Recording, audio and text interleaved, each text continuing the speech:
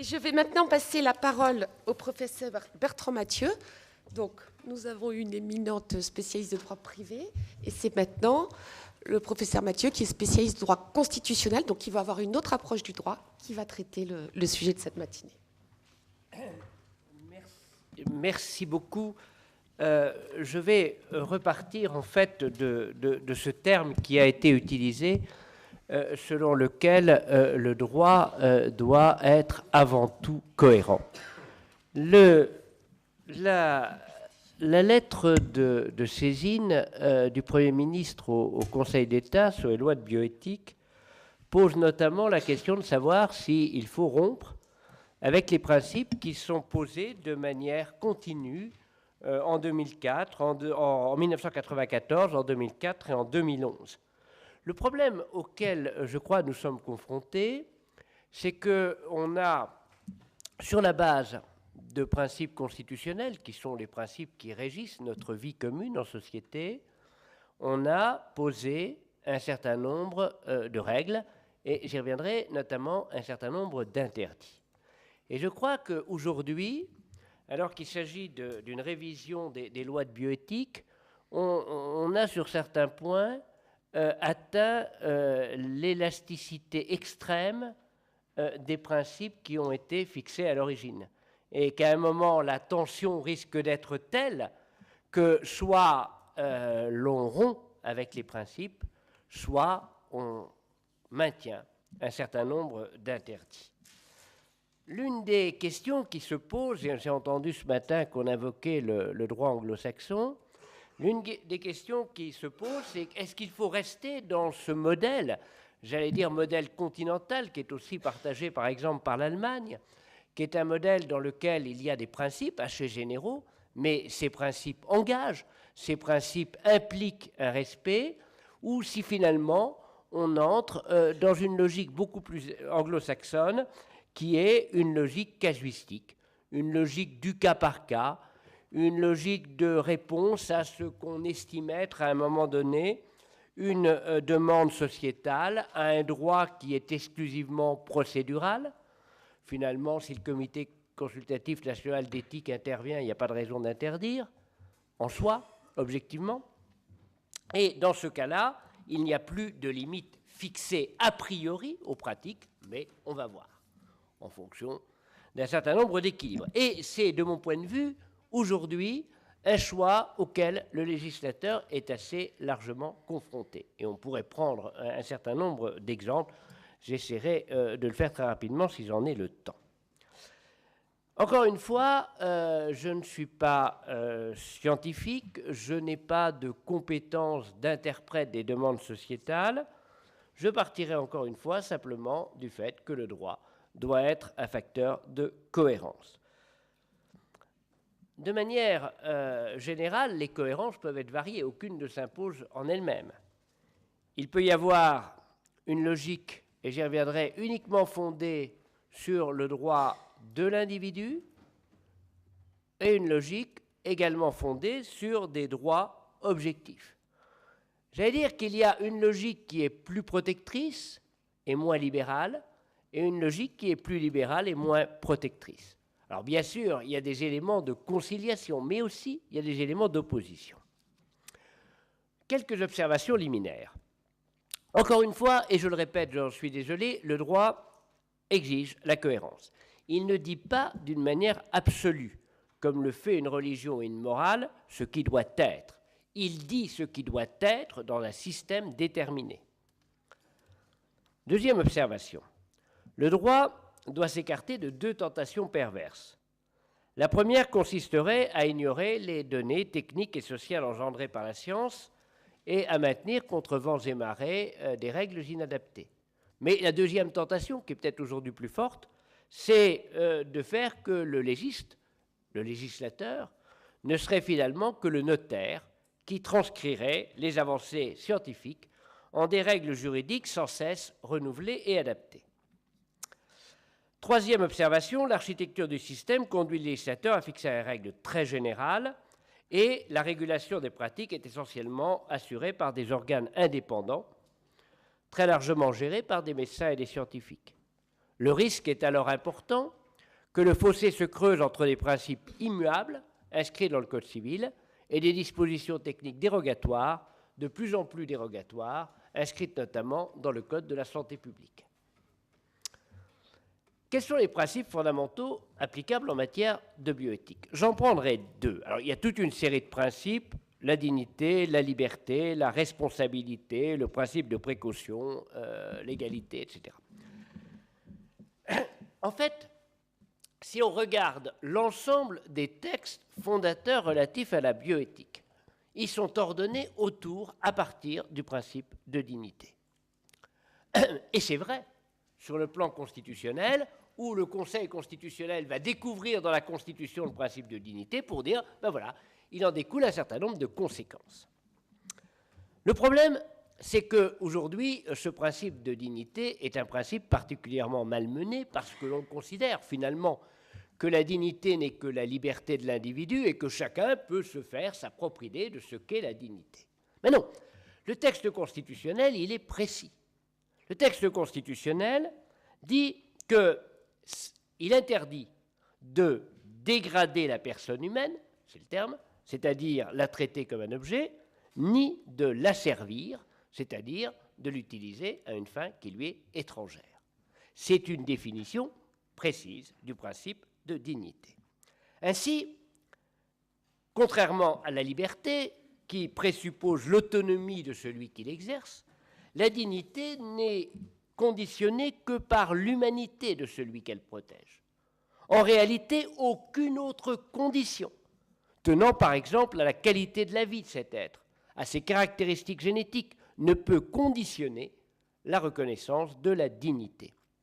Ce qui veut dire, et c'est un élément essentiel, que la dignité est essentiellement un principe objectif. C'est une obligation qui pèse sur chacun de respecter la dignité de l'autre. La dignité n'est pas de ce point de vue un précepte moral.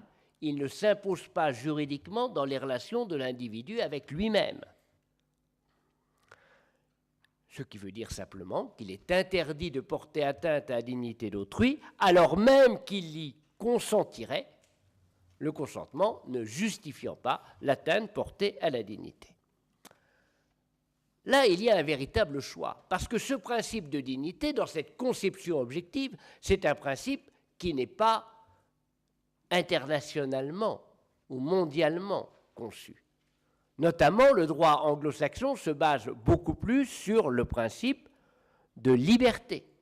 Et là, il y a un choix, qui est un choix qui ne s'impose pas de lui-même, qui est un choix éminemment politique.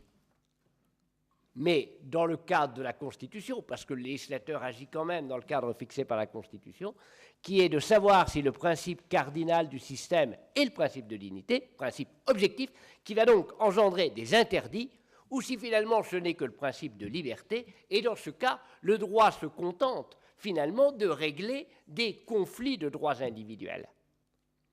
Et dans ce cas-là, je prends l'exemple de la GPA dont on a parlé. Prends cet exemple-là.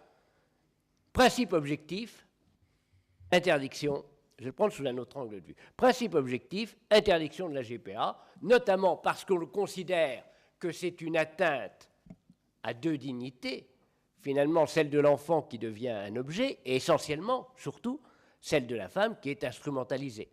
Et d'ailleurs, je trouve absolument, je parlais de cohérence, je trouve absolument d'une incohérence profonde que l'on puisse pénaliser le recours à la prostitution et qu'on ne pénalise pas le recours à la GPA. Je ne vois pas franchement la différence, sinon que peut-être l'atteinte est encore plus grave quand on monnaie le fait qu'une femme porte un enfant.